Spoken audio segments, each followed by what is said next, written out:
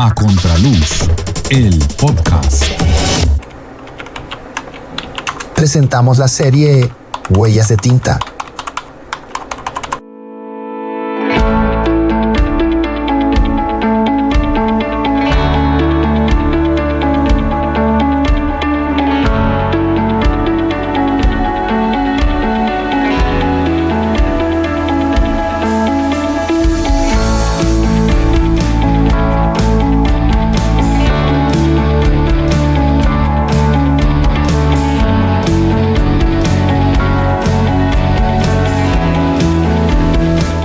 Hola, ¿qué tal? Bienvenidas, bienvenidos a una nueva emisión, el capítulo número 18 de A Contraluz, el podcast. Estamos ya arribando casi al capítulo 20 de nuestro podcast y bueno, seguimos conversando con personajes importantes, interesantes y que siempre van a contribuir, como dice Esteban, a la discusión general. Precisamente hoy tenemos la segunda parte de la entrevista que tuvimos con Esteban Duperli Posada, el director del fondo editorial de la Universidad de AFIT, pero que no solo eso, también es comunicador social, periodista, fotógrafo, escritor, próximamente magíster en historia. Bueno, este hombre es bastante interesante y vamos a seguir hablando con él de sus novelas, de su quehacer profesional, de por qué escribir, bueno, de muchos temas en esta segunda y última parte de la entrevista que tuvimos con Esteban hace algunas semanas y que hoy la presentamos a todos los oyentes de nuestro podcast. Antes de seguir escuchando a Esteban, les recuerdo que nos pueden seguir en nuestras plataformas. Estamos en Spotify, en YouTube y en Apple Podcast. Ahí nos pueden seguir, nos pueden regalar comentarios, pueden compartir los episodios, pueden recomendarle este programa a sus amigos, a las personas que ustedes consideren que son amigos de los podcasts, que les gusta consumir esta clase de programas a través de plataformas y que también les interesa la literatura, ya que estamos en la serie Huellas de Tinta. Seguimos en nuestra serie y por eso pues les estamos recomendando encarecidamente que compartan el programa, que nos sigan y que siempre estén pendientes de nuestros episodios. Así que nada, bienvenidas, bienvenidos nuevamente y sin más dilación vamos con la segunda parte de la entrevista que tuvimos con Esteban Duperli Posada. Esto es A Contraluz, el podcast. Bienvenidos al podcast A Contraluz. Pero ¿cómo llegaste a la primera novela? Porque es que uno dice novela, o sea, es muy difícil, pues. Uno dice como no, esto sí será, no será. Por los caminos de lo espontáneo, Mauricio. Yo creo que la verdadera vida sucede por detrás de la agenda que uno se impone a uno mismo. Sí. Yo llegué a la novela porque José Ardila era el editor de Angosta Editores. José y yo éramos amigos, nos conocíamos por ahí, que habíamos estado en algunas cosas como de periodismos y de libros de estos compilados de varios autores nos habían invitado, entonces más o menos nos conocíamos y en ese entonces pues su novia era amiga de mi novia de entonces y entonces empezamos como a salir juntos. Sí. y a vernos, a parchar y José estaba inaugurando, pues Angosta estaba inaugurando la colección de no ficción, colección de periodismo. Sí. Y José me dijo que si tenía algo para mandar, pues él estaba buscando buenos autores, me había leído por ahí, me dijo si tenía algo para mandarle, pero de no ficción, de periodismo. Y yo le dije, pues José, yo me he ganado la vida escribiendo periodismo, yo no quiero publicar eso. Yo le dije que yo quiero publicar una novela, entonces me dijo, pues mándame lo que tengas. Y yo le dije que, bueno, yo te voy a mandar unos capítulos, yo también siempre cuento estas historias así, pero juro que es verdad, yo le te voy a mandar unos capítulos que en realidad eran 2 capítulos, que en realidad era un capítulo y un poquitico. Sí. Algo que yo había escrito alguna vez, Mauricio, yo ni que me acuerdo cómo, ¿cierto? Y era el primer capítulo, casi que como apareció publicado en la novela después, en Dos Aguas. Yo tenía ese primer capítulo escrito y el primer párrafo del segundo. La escena del zancudo, pues. Sí, la escena del zancudo, esa, en Dos Aguas. Y entonces yo le dije a José, no, dame unos días, pues yo te organizo pues esos capítulos, que en realidad eran 2, y era para escribir el segundo capítulo. y yo lo escribí. Yo tenía eso adentro de alguna manera, la idea, pero muy brumosa, yo no la sabía expresar bien. José me preguntaba de qué es la novela, yo no le sabía explicar, y nos pusimos y a él le gustaron esos 2 capítulos, le gustó el tono, le gustó la poética, y a él hizo ahí pues un salto de fe y un depósito de confianza en mí. Y nos pusimos un método de trabajo que era que yo mensualmente le entregaba 2 capítulos, y eso nos daba un plan de trabajo, era como de 10 meses o un año.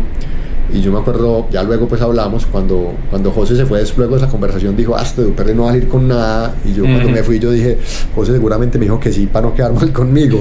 Ninguno de los dos confiaba en que eso iba a suceder.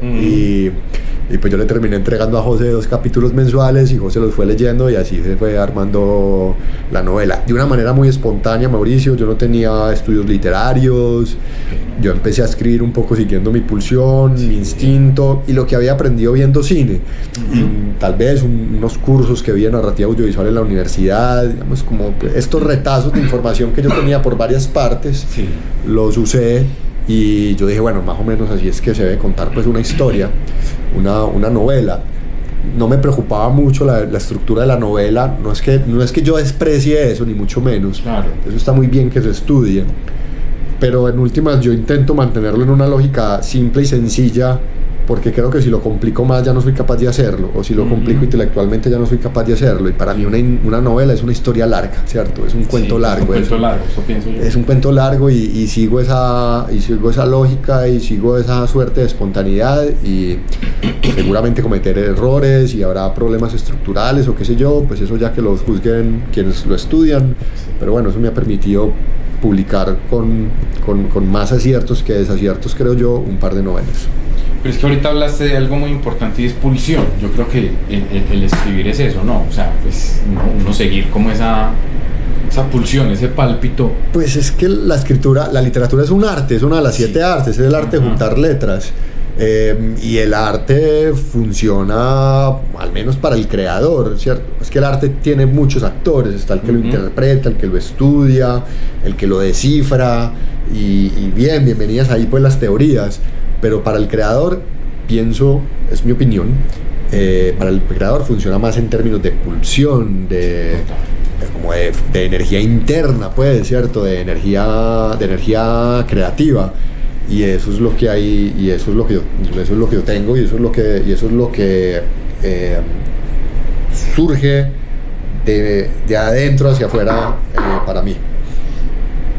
Hablemos un poquitico de esa novela, de esas 2 aguas. O sea, ¿cómo fuiste? Ahorita contaste que listo, eso fue de una manera pues espontánea y toda la cosa, pero digamos, el tema es muy chévere y está muy, muy bien definido, como un tema casi que de ecocrítica. O sea, ¿cómo llegaste como a eso, así como tan espontáneamente? Pues eso hace parte de mis creencias. Alguna vez Juan José Gaviria, el librero de la Lerner, lo expresé de una manera que me gustó mucho. Dijo que 2 aguas era una novela de aventuras con un trasfondo, con una doble lectura, y la segunda lectura era filosófica.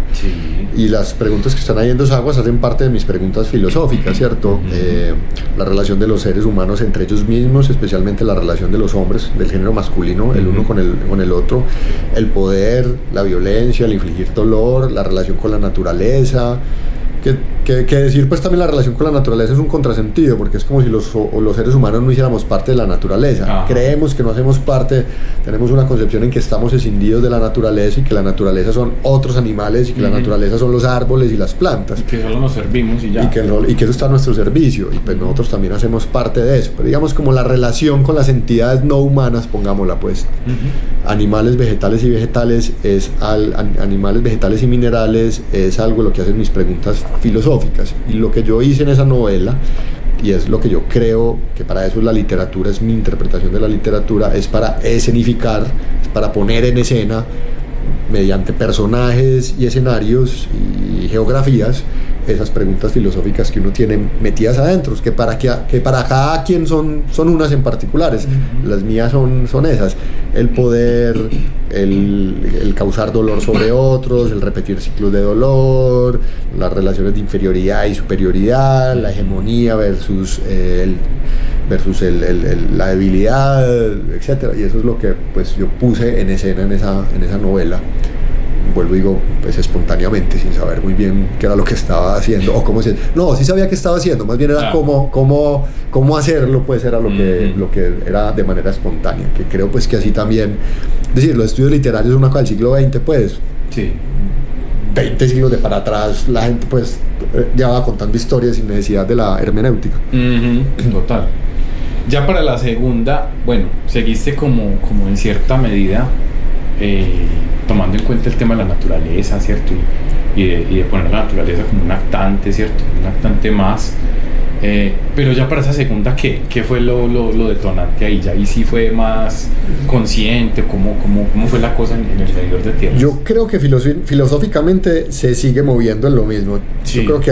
Yo creo que 12 aguas y el medidor de tierras son en esencia la misma novela, es decir, son las mismas dudas, con unas puestas en escenas diferentes y unas escenificaciones y unas dramatizaciones diferentes. En el medidor de tierras a mí me sucedió que yo perdí esa espontaneidad de la que vengo hablando, y hasta que yo no recuperé ese poder de escribir de manera espontánea, que me costó casi 3 años, yo no pude terminar la novela. La novela es el resultado de 2 novelas y media fallidas, es decir, de dos y medio manuscritos fallidos. Paciencia. Sí, paciencia y perseverancia, la disciplina de la que hablamos al principio, ¿no? Sí. Y aguante. A mí a veces cuando me dicen, un consejo para escribir, yo buen estado físico, porque escribir significa estar sentado muchas horas. Tener la espalda buena. Sí, buena fuerza en el abdomen y en las piernas. Pero las preguntas vuelven a ser las mismas, nuevamente, las relaciones de poder entre hombres, cómo el medio ambiente metafóricamente representa el espíritu de los personajes, la relación con ese medio ambiente, cómo también influencia, cómo también deja una influencia sobre el carácter. Bueno, era otro ecosistema que me interesaba estéticamente poder describir. Pero cuando yo empecé, a mí me había pasado que es que a Dos Aguas le había ido muy bien a la novela, había quedado nominada para un premio, y yo empecé a escribir El medidor de tierras, además en plena pandemia, y yo dije, no, pues yo ya sé cómo se hace una novela y tengo tiempo, esto va a estar súper fácil. Y pues la vida se encuentra las maneras de ponerlo a uno en su lugar y humildarlo. No sé si la palabra, el verbo humildar existe, pero yo lo uso, ¿cierto? De humildarlo, de ponerlo uno en su lugar, de enseñarle. Y tuve que casi que darme, pues yo creo pues hoy en día que cada proceso, que cada sentarse a escribir una novela cada vez es volver a aprenderlo todo de nuevo. Eso es como subir una montaña, eso es difícil, eso es un gozo difícil. Cada vez más alta. Sí, y me costó mucho recuperar esa espontaneidad con el medidor. Cuando finalmente la pude recuperar, en buena medida, pues gracias a la espera y al acompañamiento del editor, que fue Juan David Correa, mi agradecimiento siempre para él. Yo soy un escritor que necesita mucho a los editores. José Ardila me ayudó muchísimo, me llevó para Dos Aguas, y Juan David Correa me ayudó y me llevó con El medidor de tierras. Entonces, cuando pude recuperar esa espontaneidad, finalmente salió la versión final de la novela.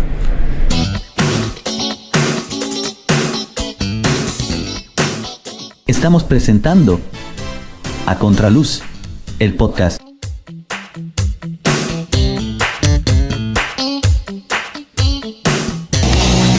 Si te gusta el rock, visita y escucha www.lazonagrisrock.com con todos los sonidos y las épocas del rock.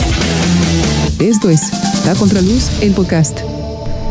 Y ahí también aparece como esa naturaleza indómita, ¿cierto? Porque es como ese tema de la sabana que no te deja. Sí, que es una literatura singular en la novelística contemporánea colombiana, que es muy urbana, ¿cierto? Sí. y también muy cifrada en el yo. A mí eso pues por ahora no me interesa.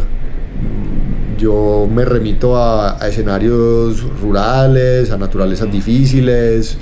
Es una literatura más del siglo XIX y del siglo XX. Yo creo, o me gusta pensar, que es ese mismo planteamiento, pero abordado bajo ópticas de contemporáneos y del siglo XXI, donde están justamente como el retar esos paradigmas. Pues, no sé, la novela del siglo XIX y la del siglo XX es el héroe, el hombre es el héroe. Sí. El que justamente, el que domina la naturaleza, el que es fuerte, el que logra sus objetivos, y estos personajes son mucho más, utilizamos la gran palabra, vulnerables, pues, sí. No, vulnerables no, falibles, me parece a mí, mucho más propensos al error, imperfectos, débiles en cierto sentido. Casi que ese oxímono que planteas, o sea, el militar, pero a la vez tan vulnerable, así. Claro, el teniente del medidor de tierras, que además nunca tiene nombre, es el hombre sin nombre, como Clint Eastwood, ¿no es cierto? También para seguir con lo de la cultura popular. Es un teniente que no tiene armas, ¿cierto? Es un teniente que no dispara. Es un militar sin vocación. Y esa orfandad que arrastra. Y la orfandad. Y es una novela esa novela es una novela que siempre, yo les expreso que siempre está rehuyendo a la trama aparente. El planteamiento inicial es: hay una guerra en el sur y hay un teniente que va hacia el norte, sí. lo que es mandado al norte o destacado al norte, pues, como dicen en el argot militar. Y esa es la gran pregunta: ¿pero por qué, si la acción sucede en el sur, ¿por qué nuestro personaje va para el norte, ¿no? ¿Cierto? Entonces es un teniente que no participa del momento de la acción. Sí, es casi que un antipersonaje. Es un antipersonaje, claro. Y ese tema o sea, como de la presencia estatal en medir la tierra, ¿cierto? O sea, como casi que la inutilidad del poder a veces. Exactamente, y de las normas, un poco lo que hablamos ahora, las normas absurdas, pues. Yo sé que los estados-nación tienen que estar delimitados, pero una frontera es una cosa muy absurda. Una frontera no le importa a los árboles, una frontera no le importa a los animales. Un ocelote va a migrar por toda su área de influencia sin importar si ahí está la línea de marcación entre dos países. Eso no tiene sentido. Y vemos lo absurdo que es, pues, el muro que separa México de Estados Unidos, ¿no es cierto? Un muro que pasa por un desierto. La naturaleza de los seres humanos es de los homo sapiens, pues, ¿cierto? De los sapiens es migrar, moverse. Entonces, estos límites, pues eso es muy absurdo, pero son las construcciones. Pues son las construcciones de la modernidad, pues, ¿no? ¿Cierto? Pues el papel moneda también es un poco lo mismo, son unos acuerdos ahí el tiempo, son unos acuerdos de cosas tácitas en las que nos ponemos de acuerdo como sociedad para medir, para sentirnos en control o para estar en control, también bajo un sistema de producción que nos inventamos, que requiere esas herramientas, pero pues que son muy falibles y ciertamente lo dominan todo, pero pues la pandemia del COVID también nos puso de frente a que pueden ser bastante inútiles en ciertos escenarios, ¿no es cierto? Entonces, pues todas esas paradojas las quise poner ahí, pues, en esa novela, y eso en un escenario que lo hacía todavía más inútil, ¿cierto? ¿Para qué medir una frontera en Peladero? Sí, ¿cierto? Era muy extraño este man que lo que tiene que medir aquí en esta tierra de nadie, pues. Exactamente. Sí, la inutilidad. ¿Y qué leíste pues porque hay unos temas técnicos interesantes? Sí. Me imagino que tuviste que leer bastante, pues, y si fue en plena pandemia, pues me imagino que no hubo mucha inmersión presencial, pero ¿cómo fue ese proceso? A los lectores les llama mucho la atención también en Dos Aguas la presencia de vocabulario técnico, sí, y de vocabularios específicos y de actividades específicas. Entonces en Dos Aguas está mucho atravesada por la pesca y la navegación. Sí, claro. Uno la sal, pues. Sí, y en el medidor de tierras está atravesado por toda esta cosa militar, ¿no es cierto? Sí. Aunque no es una novela de militares, porque no es una novela de guerra. Pero claro, están los nombres de las cosas, de las armas, de los uniformes, de los arreos militares, de la rutina militar. Yo sobre eso no tengo que hacer investigación porque tanto en Dos Aguas como en El Medidor de Tierras eran cosas que ya estaban dentro de mí, ¿cierto? Por haber tenido relaciones estrechas con ambas cosas. Claro. Con la navegación y con la pesca y luego con este universo militar. Donde sí hay, digamos, investigación es en bueno, las fuentes de inspiración, pues para utilizar ese gran término, que también son las fuentes de copia. Yo que estoy siguiendo. Claro. Los seres humanos estamos contando las mismas historias una y otra vez. Hay un límite, de hecho hay un número limitado de situaciones dramáticas. Lo que hay es un número infinito de modos como se puede llevar a cabo esa situación dramática. Borradores, como decía Borges. Exacto, cierto. Entonces yo leo quién más ha escrito sobre lo que yo estoy escribiendo y sobre eso yo me apoyo y yo dejo las pistas, yo dejo lo que llaman las migas de pan. Entonces en El Medidor de Tierra es muy fácil encontrar el castillo de Kafka. Sí. Y es muy fácil encontrar la vorágine. Hay alusiones explícitas a eso. Hay alusiones explícitas a una novela de Coetzee que se llama En espera de los bárbaros. Que es a la vez una reinterpretación del Desierto de los Tártaros, que es una novela, se me olvida en este momento el autor, italiano. Entonces El Medidor de Tierras es, en la medida de mis capacidades y guardando desde luego las proporciones, es un tercer movimiento en esto que hizo el Desierto de los Tártaros, que luego es en espera de los bárbaros, y yo hago pues El Medidor de Tierras. Es, digamos, una novela que sigue esa misma línea. No es que yo me estaba poniendo a la altura de Coetzee ni de Busotti, se me olvida el autor del Desierto de los Tártaros. Está también una alusión a una novela de John Steinbeck que se llama La luna siempre se pone, y nuevamente a las alusiones a la cultura popular, el llanero solitario, Clint Eastwood y los westerns de Clint Eastwood, ciertas cosas de música, en fin, eso está todo ahí, pues que finalmente, bueno, todas las películas de guerra, ¿no es cierto? Las películas de militares, todo eso está ahí metido, y digamos que quien las sepa identificar las va a identificar porque ya las dejo muy explícita, pero un lector que no tenga esos contextos puede transitar perfectamente por la historia. Sí, no es una obligatoriedad de conocerlos. Cuando llegas aquí a AFID, o sea, como ya digamos que pasaste como en cierta medida al otro lado, ¿sí? Sí, ya, editando. ¿Cómo fue eso? Yo estaba en búsqueda de otras opciones laborales, nuevamente en estos cambios de vida que hago yo un poco, y de vocación, o de expresar mi vocación. Yo había terminado ya el ciclo con la biblioteca pública piloto, quería otras cosas, y apareció pues la oportunidad de dirigir la editorial de AFID, que es una editorial, digamos, particular en ciertos sentidos, en una editorial universitaria, o sea que su compromiso es con el proyecto académico, investigativo y científico de AFID, y lo que nosotros hacemos acá mayormente son libros académicos, que son unos libros con un nicho específico y con un mercado específico y que sirven unos propósitos específicos. Pero AFID pues también tiene un proyecto cultural. Exacto. Y la editorial en sí misma también tenía una tradición cultivada durante muchos años por las directoras y los directores anteriores de publicar narrativa literaria. Y pues, tema histórico también de Antioquia. Y un poco de tema histórico también. Entonces, por supuesto, ese publicar literatura pues es algo pues que me va muy bien, que me gusta, que por supuesto he continuado. Y bueno, estar pues en este cargo me ha permitido ver el libro desde otra perspectiva que yo no tenía, que es el de llevar el libro a cabo. No es escribir el libro, sino es llevar el libro a cabo y convertirlo en un trozo de papel, en un tronco de papel prensado, que es un producto cultural, pero que también es un producto comercial, que debe tener unas lógicas de circulación y de difusión, justamente para que ese esfuerzo de un escritor pueda tener sentido.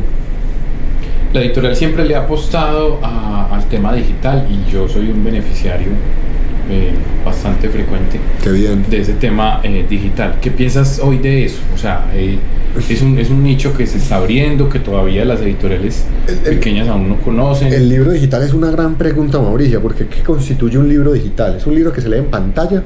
¿Cierto? Entonces un libro digital es un PDF, o el libro digital es otra extensión que permite mayor interactividad. Entonces en el índice yo puedo señalar el capítulo 4 y hacer clic y me lleva directamente al capítulo 4.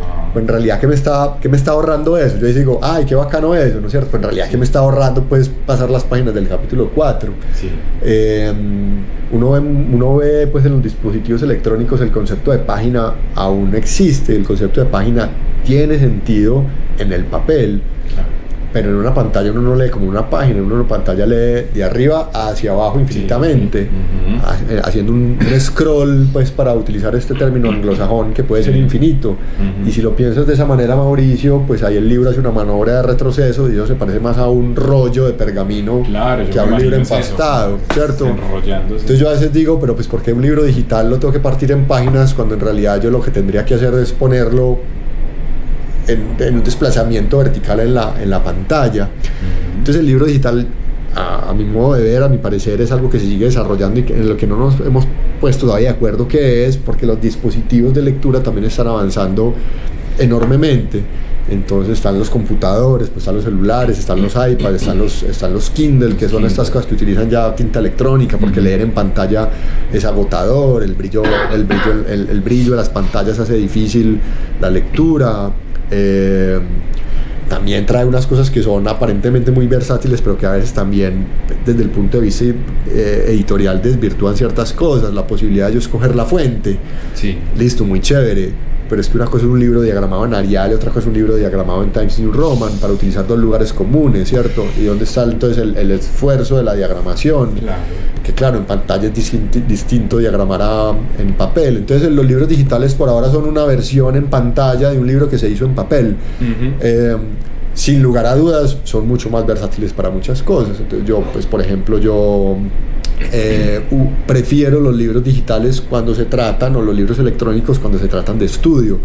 ¿Por qué? Porque puedo subrayar, copiar, mandarme al correo, tomar las notas de una manera más expedita. Si estoy leyendo en otro idioma, tiene la posibilidad de diccionarios. Y bueno, están estos otros recursos mucho más expandidos, que entonces es el libro leído, el audiolibro, la posibilidad de subir los caracteres para casos de visibilidad reducida. Entonces claro, ahí hay un espectro de posibilidades que ni mucho menos nosotros vamos a hacer, le vamos a dar la espalda a eso, pero en las que yo me hago preguntas de, bueno, ¿qué es? Ahora el audiolibro no se dice mucho ahora, entonces el audiolibro con la inteligencia artificial resulta que ya son unas voces artificiales, ¿cierto? Y entonces ya plantea la pregunta de, bueno, tengo que tener un narrador entrenado o lo que tengo que tener es una aplicación de inteligencia artificial que reproduce la voz de X personas, y empieza a producir unas cosas como medio, no sé, pues casi que en el ámbito como de la obscenidad, ¿cierto? García Márquez, quiero que 100 años de soledad me la lea un lector con la voz de Frank Sinatra. Estoy por supuesto exagerando, pero esto está empezando a transitar hacia esos lugares, ¿cierto? Entonces me hago como todas esas preguntas, pero desde luego es algo en lo que hay que participar y en lo que uno puede estar escindido. Estás escuchando A Contraluz, el podcast. Volviendo al tema escritural, ¿para qué escribir y por qué escribir? Esa pregunta es muy difícil, Mauricio. Sí, ¿para qué escribir? Es una gran pregunta. Si hay una utilidad detrás de la escritura o detrás de la literatura, detrás de la publicación, pues no hay una utilidad per se. Creo que cuando el objeto existe sí puede ser visto de una manera utilitaria y está bien. Yo creo que escribir, para quien escribe, pues para desarrollar su arte, ¿cierto? Claro. Y para sacar de adentro todas estas cosas que hablamos, las pulsiones, y para resolver, al escenificar esta duda filosófica a la que hablé con anterioridad, se manifieste, se vuelve más clara, se vuelve mucho más manifiesta. Escribir no es publicar. Entonces, si a uno le gusta escribir, uno escribe porque sí, porque le gusta, porque como el músico toca, como el que baila, como el bailarín baila. Quienes tienen habilidades artísticas saben de qué estoy hablando. Eso es algo que sucede simplemente porque tiene que suceder. Ahora, ¿publicar para qué? Esa es otra pregunta. En el caso de las editoriales universitarias, o en el caso de AFIT, pues lo que yo intento seguir acá es publicar para darle a la sociedad temas sobre los cuales necesita estar más informada. Entonces, ahí hay una concepción utilitaria, ¿no es cierto? Claro. ¿Cuál es el objeto de este libro? Es informar a un segmento de la sociedad sobre un tema que está discutiendo o que debe empezar a discutir o que va a empezar a discutir y sobre el que necesita informarse. Entonces una universidad pone en circulación un libro sobre eso. Visibilizar. La literatura, ¿para qué? Pues para generar la experiencia estética en un lector, del mismo modo como cuando uno oye radio y música y se emociona, o cuando va a un museo y ve una pintura y esto lo atraviesa a uno y le suceden sensaciones adentro y le generan reflexiones. Para eso es el arte. Ahora, si el arte es capaz de cambiar a la sociedad, no lo sé. Si un libro es capaz de hacer cambiar a la gente, no lo sé. Yo no soy reacio a pensar que esa puede ser una aspiración del escritor y del editor y de la editorial. Vamos a generar esta novela que va a hacerle pensar a la gente sobre la violencia. Vamos a generar esta novela vamos a publicar esta novela que le va a hacer pensar a los lectores sobre el maltrato animal, etcétera, etcétera. Que eso resuelva cosas, no sé. Que eso debe estar que eso debe ser exigido a la literatura. No lo creo. Que lo pueda tener, también creo que pueden participar. Entonces, pues, publicar o escribir, ¿para qué? No sé. Publicar, ¿para qué? No sé, pero tal vez para que haya ideas que existan en el mundo que a alguien le puedan resultar útiles. ¿Qué se viene para Esteban en cuanto a temas escriturales? ¿Qué estás trabajando? Pues un escritor o alguien que le gusta escribir siempre tiene algo pues ahí cocinando, sí. ¿cierto? Y uno siempre tiene un montón de carpetas con ideas y con cunchos de cosas que puede desarrollar y listas de temas. Tengo una idea de una novela, pues yo pienso que la tengo yo ya muy cocinada en el cerebro, y nuevamente orbitando en torno a estas preguntas filosóficas mías que creo que puedo empezar a escribir en enero, pero pues ese pulso interno también no lo puede uno premeditar. Claro, eso se demora. Sí, pero creo que puedo empezar una escritura de una novela pronto. Y tengo también una colección de cuentos, las ideas también de una colección de cuentos, pero pues trabajo, vida, novela, cuentos, sí. Nada, yo también pues en eso pues me demoro. Pues El Medidor de Tierras ya va a ser una novela que va a cumplir 3 años casi. Sí, exactamente. Finalmente, ¿qué piensas de estos temas políticos coyunturales a nivel mundo, ¿cierto? O sea, ¿en qué estamos? ¿En qué ciclo estamos? Pues yo tengo pues mis ideas políticas, pero prefiero solamente compartirlas en privado, dado que Colombia pues es un país complejo además para compartirlas. Sí.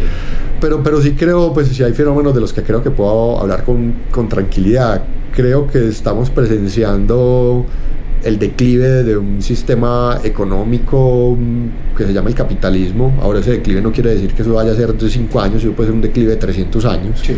Pero creo que estamos viendo el declive del capitalismo y la transición a otros sistemas de producción, que durante los últimos 100 años ha sido muy difícil poder pensar en eso, ¿cierto? Además porque de algún modo el capitalismo se emparentó ideológicamente con la democracia y son cosas diferentes.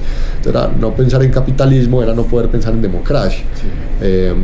Creo que la crisis climática, la crisis del medio ambiente, la escasez de recursos, la sobrepoblación, todo esto que vemos pues a diario, creo que nos pone de frente en que el capitalismo en verdad puede ser retado, como han sido retados todos los sistemas de producción y como han cambiado los sistemas de producción desde que el mundo. Creo que la idea de los estados-nación también está empezando a ser retada y creo que también está como en declive. Hay unas posiciones, como distópicas más que utópicas, distópicas, y es que los países van a dejar de existir y en su lugar va a surgir solamente el mercado, ¿cierto? Entonces no vamos a ser miembros de un país, sino que vamos a ser miembros de un mercado, de una corporación, pero esto pues son interpretaciones distópicas. Con grandes actores. Sí, yo creo que el mundo sí está en un periodo de transición complejo, agudizado por los temas ambientales, pues que ya nos dimos cuenta que no son charlas, y sobre la sobrepoblación, o sea, de que nos vamos a ir alimentando, qué agua la que vamos a tomar, dónde es que vamos a vivir, dónde es que nos vamos a organizar, y eso está siendo un mundo cambiante extremadamente rápido, pero pues no tengo yo las capacidades para el vaticinio, pues. así como medio apocalíptico, pues, ¿no? Yo creo que sí va a ser un porvenir, creo que sí es un porvenir difícil, sí, Sí. creo que sí es un porvenir difícil, y a veces yo pues también fantaseo con la idea de un colapso general de la humanidad, que arrojará, quizás no un colapso total, pero que sí arrojará otra manera, una suerte, un nuevo ser, un sapiens distinto.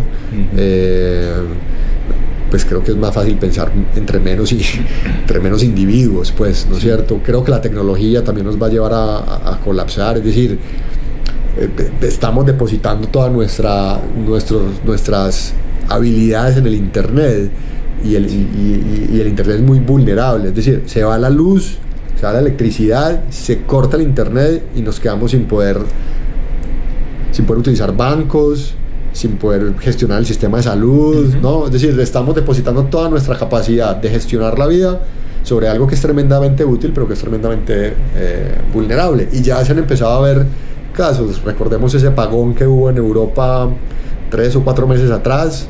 La gente no tenía efectivo, porque las transacciones hoy en día son digitales. Y se fue la electricidad y se cayó el Internet, y no había cómo hacer transacciones, no había cómo tener billetes de nuevo. Eso pues como para poner un caso anecdótico. Entonces creo que la vulnerabilidad del Internet en algún momento nos va a poner de frente a una capacidad de colapso muy, muy sencilla, pues. Tremendo. Esteban, muchas gracias por estar aquí con nosotros. A vos, Mauricio, como digo yo siempre en estas conversaciones, espero haber contribuido a la confusión general. Muchas gracias.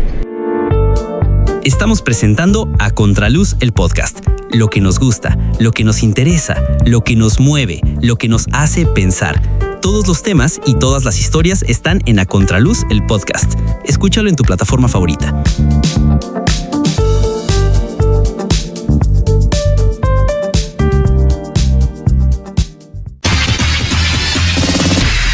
Te presentamos nuestra sección ¿Sabías qué? Una píldora de conocimiento al final de nuestro espacio. Y esta vez en nuestra sección ¿Sabías qué? Tenemos un trozo, nos vamos a regalar el primer trocito, el inicio de la segunda novela de Esteban Duperly.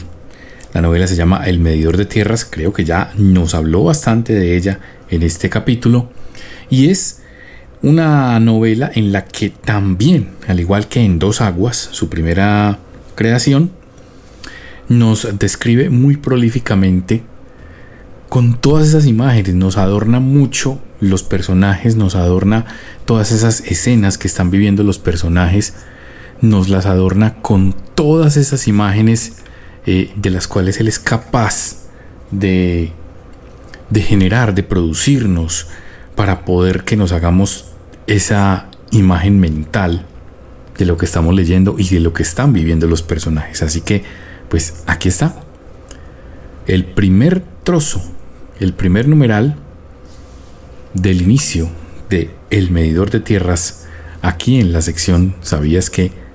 De A Contraluz, el podcast. El medidor de tierras. Primero. Los 3 caballos y la mula cargada se detuvieron al pie de un caño cuya corriente pulsaba lenta como la arteria de un hombre dormido. Después de la tempestad de toda la noche y el aguacero que todavía caía, la sabana empezaba a derramarse. Los cauces secos durante meses rebosaban ahora de agua, y la tierra se convertía en un extenso pantano. El hombre con zamarros que montaba adelante bajó del caballo para sondear el caño. La corriente barrosa fluía despacio. Sobre ella flotaban hojas y tallos, y espigas de hierba larga y seca. Trataba de descifrar el agua, tal vez algún tronco grueso que bajara mitad sumergido. Pero la sabana era un llano vasto y casi desnudo de árboles, hasta donde comenzaba otra vez la selva. Hacia atrás, aunque muy lejos y casi invisible tras la cortina de lluvia, todavía era discernible la silueta del cerro, y sobre su cima el tanque de agua. El caño era el primer obstáculo grande que encontraban en la fuga. 2 días hace por aquí ni corría agua, dijo el hombre. La mujer vestida de soldado respondió: no le ponga tanto empeño, que está pando. Y al tiempo arrió su caballo con los pies descalzos entre los estribos. Con la mano libre se acomodó la criatura oculta en su pecho. El hombre volvió a montar. Se terció mejor un zurrón de piel de buey que cargaba, y desde arriba tomó por el pellejo del cuello a un perrito de pelo amarillo y corto que caminaba con ellos. Lo acomodó atravesado en la silla, cuñándolo contra el cuerno, encima de la carabina. Entró al agua siguiendo la huella del caballo de la mujer y arrastrando del cabestro la mula que venía atrás. Lentamente los animales se sumergieron hasta el abdomen. El teniente que montaba en el tercer caballo dudó. El paso del caño representaba a la vez el más oculto de sus miedos heredados y el temor de que los pudieran alcanzar. Miró la corriente y vio que los otros ya iban por la mitad del vado. Cruzar era empezar a poner distancia con todo lo que se quedaba atrás. El hombre al frente volteó a mirarlo. Vio su figura desencajada sobre la montura, la cara golpeada, los ojos muy hundidos en las cuencas, el labio superior abierto, hinchado con sangre encostrada, y la barba de 2 días. Tapado desde la cabeza con el poncho para protegerse de la lluvia, parecía un atado de carga y no un jinete. El caballo, quieto y a la espera de una voz de mando, piafó un par de veces con la misma pata sobre el anegadizo. Al teniente parecía haberlo abandonado la voluntad. Al hombre adelante le preocupaba la demora. Cada instante contaba. Finalmente, el teniente presionó los tacos de sus botas, soltó un débil arre y su caballo empezó a andar. Por el poncho encerado resbalaban las goteras del aguacero constante que seguía cayendo sobre ellos y sobre la sabana enorme, y que no se detendría en días. La lluvia finalmente había llegado. El animal se hundió hasta el pecho, y el agua subió hasta los guardapiernas de la silla. El teniente sintió los calcetines mojados. Los escalofríos de la fiebre que volvía lo hacían estremecer. Adelante, el caballo de la mujer empezaba a salir del caño. Montaba con las piernas dobladas en mariposa para no mojarse, conservando el equilibrio como si fuera cosa fácil.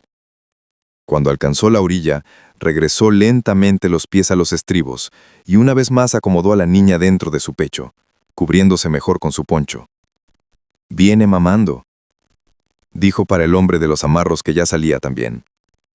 La mula, arrastrada del cabestro, subió con un poco más de esfuerzo. Finalmente, tras un momento más de espera, el teniente los alcanzó en lo seco. El hombre oteó el horizonte en la dirección de donde venían, y tras mucho esfuerzo de los ojos para atravesar el velo de lluvia, no vio a nadie. Una sensación de tranquilidad se asentó en su estómago. No los perseguían. El perrito saltó desde la silla. En el suelo se sacudió el lomo empapado de tanto andar bajo el aguacero constante. Al teniente, un cogollo de entusiasmo le despuntó adentro tras haber logrado el paso. El ánimo le alcanzó para mirar al perro con cariño desde su caballo. «¿Y cómo lo ponemos?», preguntó para todos. «Jeremías, por supuesto», respondió el hombre. Las historias y los temas que nos importan se dan cita en nuestro podcast. Escúchalo en tu plataforma favorita. Ah, y no se te olvide compartirlo. Y además, si quieres, déjanos un comentario sobre qué te han parecido nuestros episodios. Esto es A Contraluz, el podcast.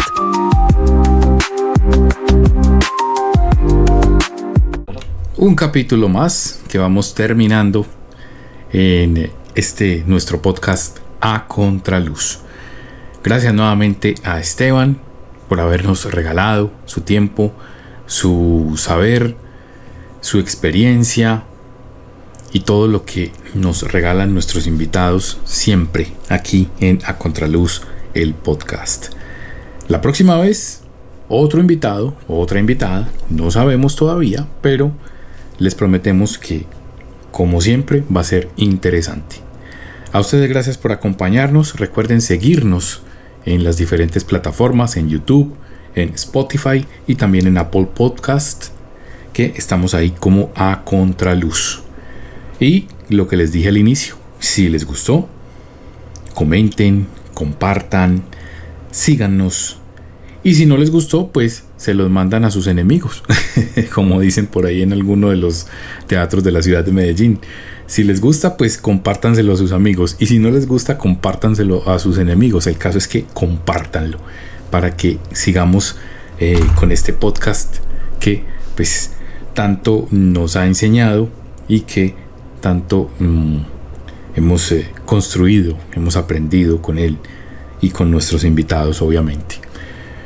Me despido, Mauro Ceballos Montoya, les agradece y los invito para nuestro próximo programa en su plataforma favorita.